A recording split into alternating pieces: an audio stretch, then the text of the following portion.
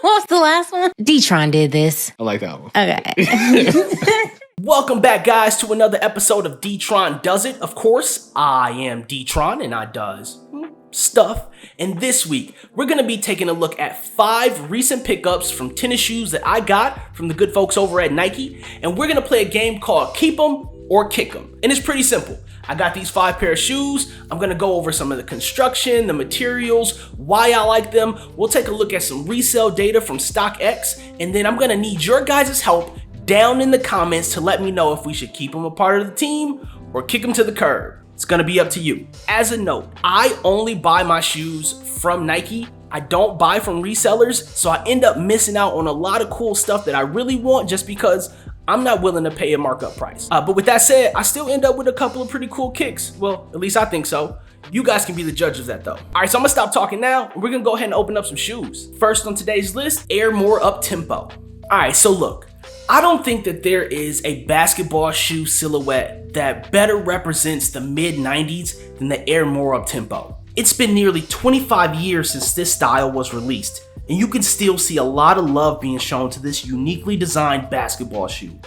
Every time Nike decides to release a pair, they sell out quick. This particular shoe is covered in white, black, there's some lime green and some blue in there. It's also got the university gold and the university red in there. The oversized word Air is clearly the centerpiece of this shoe. It's covered in several mini hearts and Nike checks for this particular colorway. Now what I really love is the bulkiness of this shoe. It feels very sturdy, but despite its size, you still get crazy comfort sitting atop that classic Nike Air cushion. This uniquely designed shoe always draws compliments. Look, these shoes have 90s nostalgia written all over them.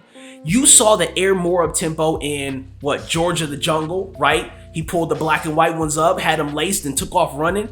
Scottie Pippen made them really popular by wearing them through that 96 season where they went, 72-10? And then even Aaliyah was rocking the all-white pair at that, the MTV Rock and Jock games. For real, this shoe is nostalgic, but I think this colorway makes this shoe really interesting. The bright colors pop out. Honestly, you could always use more air. So let's take a look at what these things resell for on StockX.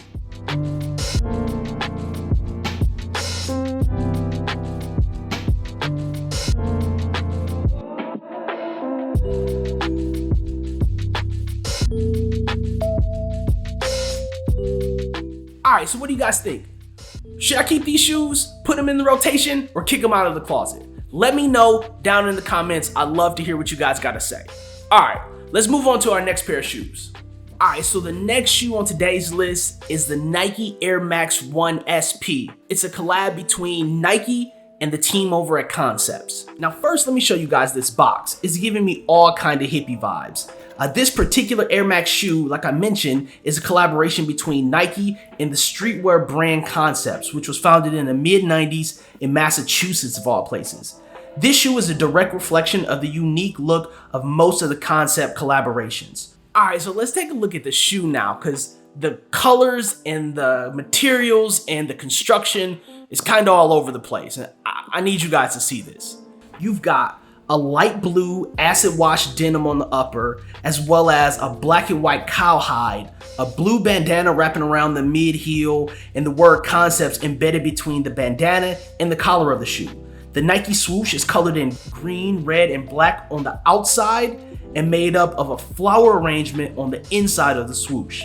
The mid of the shoe is covered in a tamped down olive color. The upper is an off-white, almost cream, with a speckled lower half. The bottom of the shoe has a brown rubber sole and the iconic Air Max bubble.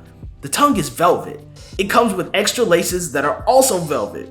And it also comes with a Concept guitar pick here on the left shoe and a purposefully frayed Nike symbol on the back of the shoe.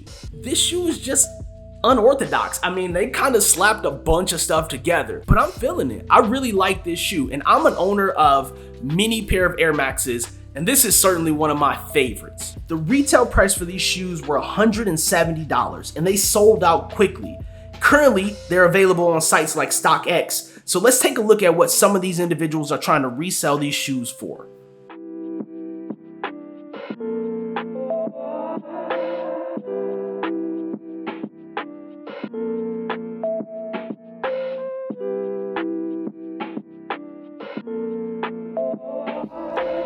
Are you feeling this mixed up collaboration between Nike and Concepts? Are you feeling this shoe? Should I keep it in the closet or kick it to the curb? You guys let me know down in the comments. All right, let's move on to shoe number 3. Next shoe up on the list is the AirTrainer1 SP, also known as the Coriander Air Trainer, and this is a wild shoe. This thing does not look like these materials go together, but somehow Nike's pulled it off. There's an unconventional clasp at the bottom of the laces instead of at the top of the shoe like most strap-on trainers. There are these individual blue seed-like details that cover the strap and a color change hologram placed behind the Nike swoosh. And the color palette seems just as unconventional, as some of these design elements really seem to stand out on the shoe. You've got the namesake coriander, slate, and wheat colored themes, but you also get a blend of blue, orange, and yellow as secondary elements. The use of different textures on this shoe almost feels like it's too much going on. I like the shoe style so much that I bought a second pair of these, not in the same color, but in the black and yellow. But just because I like them doesn't make them a fan favorite for everyone. Let's take a look at what these shoes are reselling for on StockX.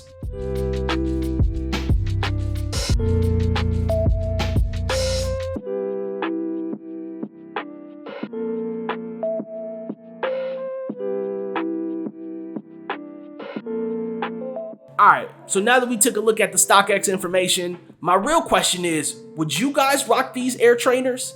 I mean, does the coriander, the hologram do anything for you? Well, let me know down in the comments, because clearly I can't hear you talking on the other side of the screen, and I want to know what your thoughts are. Should we keep these Air Trainers in the closet, put them in the rotation, or kick them to the curb? Alright, let's take a look at our 4th shoe. Alright, so shoe number 4 on the list today is an Air Force 1. Now, admittedly, I am not a big fan of Air Force 1s.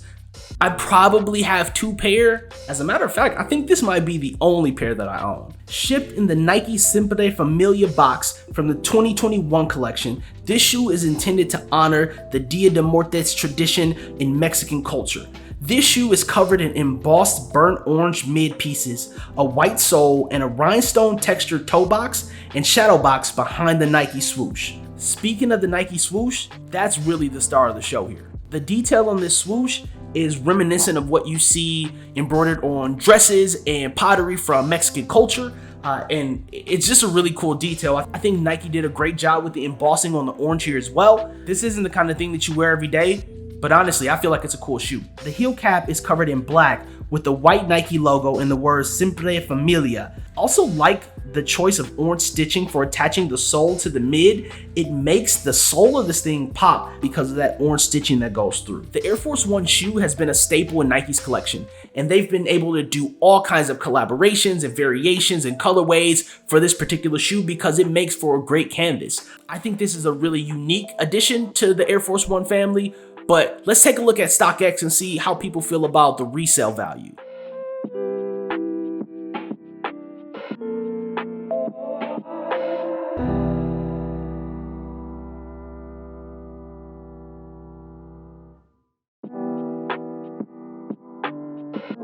So what do you think? Are you celebrating the Dia de Muertos tradition with Nike and myself? Huh? You keeping them or you kicking them?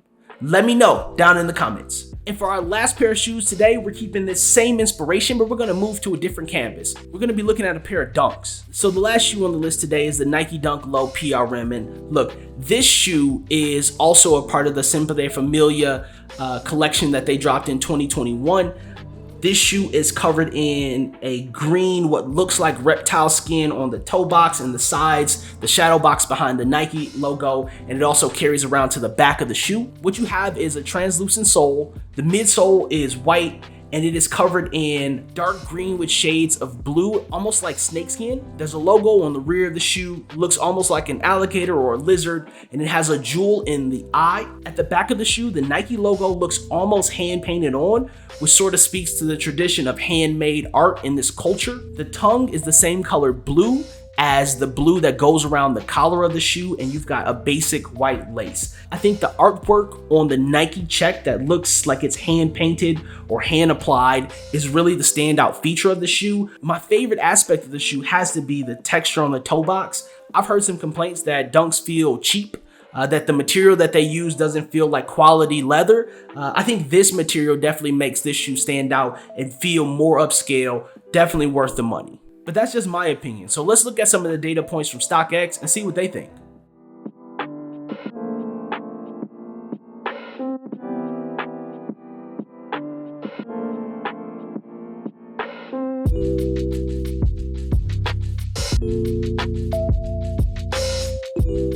So what's your thoughts? Are you keeping these shoes as a part of the collection, or are you kicking them to the curb?